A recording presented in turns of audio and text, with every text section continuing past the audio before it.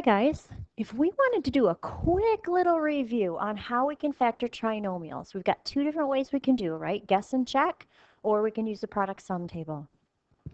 So I've got myself a trinomial. It's in descending order. Everything looks good. If I'm going to use guess and check, we all know that our answers have two parentheses. So I'm going to write in two parentheses. And then I have to figure out what goes into them. So what I have to do is I have to think about, okay, what can I put in the first spots that I will end up with an x squared? This is the easy part, right? It's an x and an x, because x times x is x squared. Then I go to this last part and I include the sign, -4.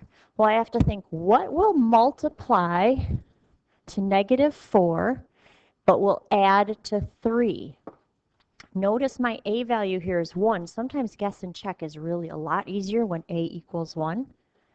So multiplies to -4 but adds to 3. Well, it's guess and check for a reason. You guess, you check it, and then you often end up erasing. So if it doesn't work the first time, then you just erase and try again. So let's see, if I had a -4 times 1, will that add up to my 3x? Well, if I think about my outsides and my insides, I'd have a -4x plus 1x. Right number, wrong sign, right? If you ever get the right number but the wrong sign, flip your signs. And I'd have a -1 and a +4. When I do that, it would be +4x and -1x. That gets me my center term.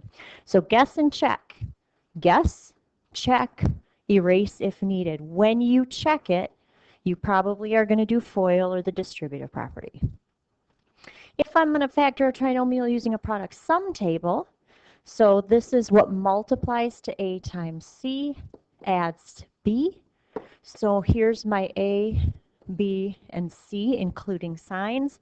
So I'm looking for what multiplies to 3 times 2, or 6, and adds to -7. So now we just do a little bit of thinking, right? So let's see, 2 times 3, well, 2 plus 3 adds up to 5, so that's not it. How about 6 times 1? 6 plus 1 gives me a 7, right number, wrong sign. So I could make both of these guys negatives. -6 times -1, -6 plus -1. Put some x's on those guys, or whatever variable we're dealing with. This term gets broken down. So 3x squared.